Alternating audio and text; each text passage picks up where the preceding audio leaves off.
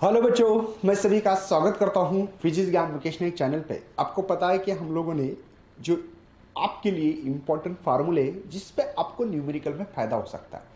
और थोड़ा सा एक बात बता दूं कि अर्म बैच बंद नहीं हो चुके हैं, लेने वाला हूं। थोड़ा सा मैं बाहर जाने वाला हूं, तो इसलिए बच्चों को लगेगा कि यार सर ने तो अर्म बैच बंद कर दिए, आधे चैप्टर लिए आधे नहीं लिए, नहीं ले लूंगा मैं। डोंट वरी, आपकी हर मांग पूरी की जाएगी, लेकिन पेशेंस रखा करो। आधा सिलेबस खत्म किया मैंने, हाँ जी आधा सिलेबस। अब इसके बाद में आपको पता है कि कुछ कुछ चैप्टर में न्यूमेरिकल, जैसे कि सेमीकंडक्टर में न्यूमेरिकल है, लेकिन बहुत ही हल्के फुल्के, ऐसे ही एक दिन में उड़ा सकते हैं। एक चैप्टर तो कट गया। मैग्नेटिक मटेरियल बहुत ही छोटा चैप्टर है, उसका भी टेंशन मत लीजिए। मतलब लगभग मैं 6-7 चैप्टर की ही न्यूमेरिकल लेने वाला हूं, आपको भी पता क्यों, इसका कारण। चलो यार इधर उधर की बातें कर रहे थे। मैकेनिकल प्रॉपर्टीज ऑफ फ्लूइड, ये जो चैप्टर है इसके इंपॉर्टेंट फार्मूले है हमारे पास।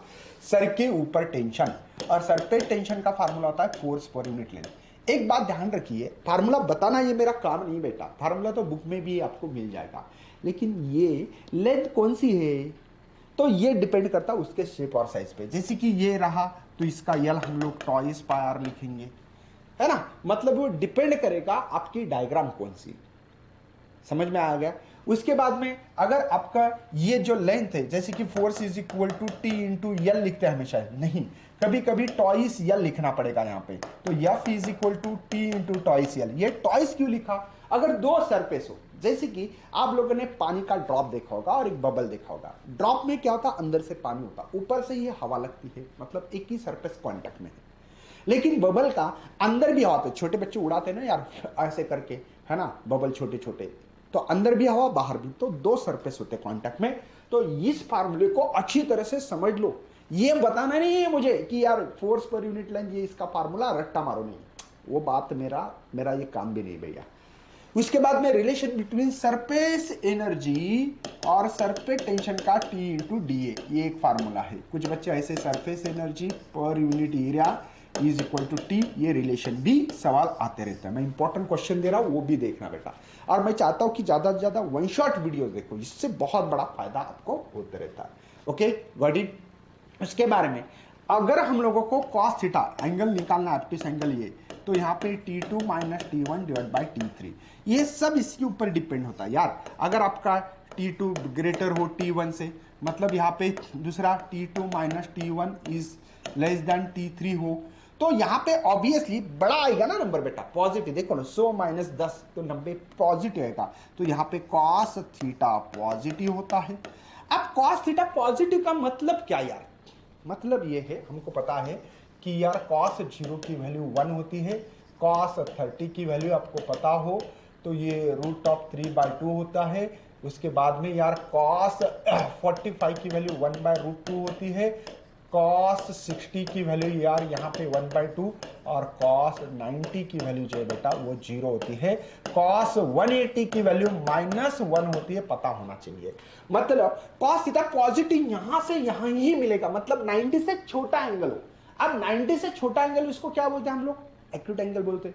ऑब्वियसली इस केस में यहां पे एक्यूट एंगल होगा, ये बात समझ में आना चाहिए। एक्यूट एंगल बेटा, अगर आपने यहां पे T1 is greater than T2, लेकिन यहाँ पे T2 minus T1 is less than T3 रहा, तो बेटा यहाँ पे समझ में आ रहा है कि माइनस होगा। देखो ना यहाँ पे 10 में से -100 गए, मतलब -100 मतलब क्या, -90, मतलब cos थीटा निगेटिव। आपको पता है कि cos थीटा निगेटिव कब होता है, मैंने लिख के दिया, देखो cos 180 की वैल्यू -1 है, तब निगेटिव होता है। मतलब ऑब्वियसली 90 से बड़ा एंगल होगा, मतलब वो एक्यूट एंगल होने के चांसेस है। ये बात मुझे समझ में आती है, आपको भी समझ में। अगर आपने केस नंबर 3 में, अगर देखो इसको 2 नंबर दो, इसको 1 नंबर दो, 3 नंबर ले रहा हूं अभी मैं। अगर आपने T2 minus T1 is equal to T3 लिखा, इन दोनों का रेशियो सेम है, मतलब क्या होगा 1 वैल्यू कब आती बेटा? थीटा अगर 0 हो तो। cos 0 मतलब वो जो लिक्विड है वो नियरली इक्वल टू द 0 होगा, आपको पता है। अगर एक कंडीशंस और है आपके लिए, अगर आपके पास यहां पे T2 माइनस T1 ग्रेटर हो, देखो चौथी कंडीशन है T2 minus T1 greater than हो, तो ये इम्पॉसिबल केस है एक तो। और दूसरी बात क्या है, सबसे मेन कि ये स्प्रेड होगा सब तरफ। ओके, तो ये केसेस पता होनी चाहिए थी, इसमें ये बहुत इंपॉर्टेंट है। ओके, आप लोगों को हाइट, जब कैपिलरी राइज पानी ऊपर जाता है नीचे आता है, जैसे कि पेड़ पौधे के अंदर का एग्जांपल आपको पता है कि नीचे से कैपिलरी से पानी ऊपर जाता है और लिप्स को यहाँ पे पानी मिलता है। पहाड़ी इलाकों में है ना, पानी ऊपर से क्यों आता है, तो कैपिलरी राइज एंड फॉल। तो इसके लिए हाइट का फार्मूला आपके पास टॉइस टी, कितना राइज हो रहा है या फॉल हो रहा है ना, ये फार्मूला है। इसी से हम लोग टेंशन का भी फार्मूला निकाल सकते हैं। हाँ, ये इधर cross multiplication R rho G H divide by 2 cos theta, ये फार्मूले आपको आना चाहिए। श्योर शॉर्ट है बेटा। उसके बाद में रिलेशन का, चलो इसको मिटा देते पहले, चलो इसको देते हैं खत्म करके। चलो ये अच्छा, हाँ अब हम लोग काम करेंगे। रिलेशन जो है, रिलेशन देखा क्या, सरफेस टेंशन का रिलेशन हो गया, ये हो गया, ये हो गया, 1 2 3, ये हो गया 4, है ना। इसके अलावा कुछ फार्मूला रहा तो बोल सकते बच्चों, यहाँ पे मुझे लगता है कि हाँ, एक प्रेशर का एक्सेस ऑफ प्रेशर रहा, ड्रॉप रहा, तो वही प्रेशर देखो P I minus P naught is equal to क्या लिखोगे यार, टॉइस टी बाय आर।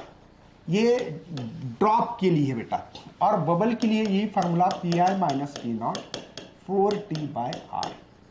ठीक है, ये जो बेटा हमारा देखो, ये है हमारा ड्रॉप के लिए, और ये है बेटा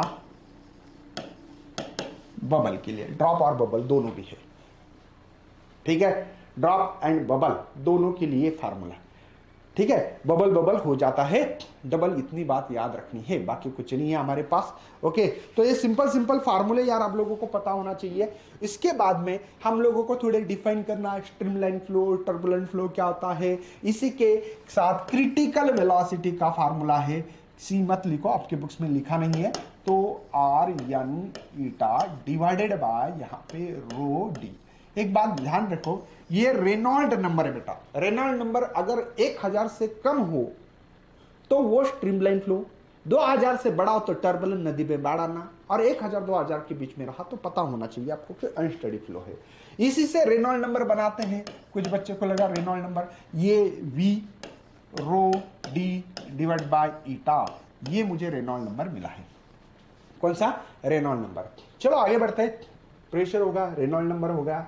अच्छा, स्टोक्स लॉ में जो विस्कस फोर्स होता है वो होता है 6 pi eta r v, 6 pi eta r v, 6 pi eta r v. समझ में आ रहा है, 6 पाई ईटा आर वी, ये फार्मूला आपको याद करना है विस्कस फोर्स के लिए। हाँ, वेलोसिटी जो फ्रिक्शन फोर्स है डायरेक्टली प्रोपोर्शनल एरिया पे है, और वेलोसिटी ग्रेडियंट के ऊपर डिपेंड है, dx। तो इससे हम लोगों को क्या करना पड़ता है पता होगा कि F is equal to eta A dv by D T D X, sorry, तो ये कांस्टेंट रखा। तो ईटा का कभी कभी फार्मूला पूछते हैं, तो eta is equal to F divide by A dv by D X. ये कौन है बेटा, कोएफिशिएंट्स ऑफ विस्कोसिटी का। और आपको टर्मिनल वेलोसिटी पूछे तो 2/9 आर स्क्वायर, है ना, जी ब्रैकेट में rho minus sigma divided by eta. बेटा यहाँ पे सिग्मा और ईटा में बच्चे को बहुत कंफ्यूजन होता है। सिग्मा ये मीडियम की डेंसिटी है, और रो ये स्फीयर जो डाला था हमने उसकी है।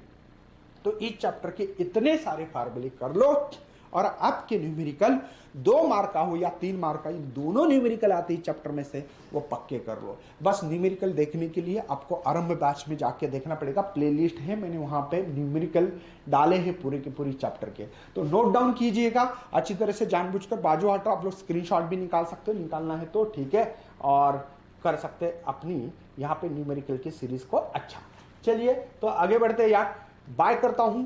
ऐसे वीडियो मिलते रहेंगे मुकेश सर चैनल पे, आपको शॉर्ट वीडियोस मिल रहे हैं, वहां पे जाके देखो, मुकेश सर चैनल है ना। तो इसी डिस्क्रिप्शन में भी उसकी लिंक मिलेगी। तो चलो यार बाय करते हैं, and thanks for watching this video, and best of for your study and your future plan.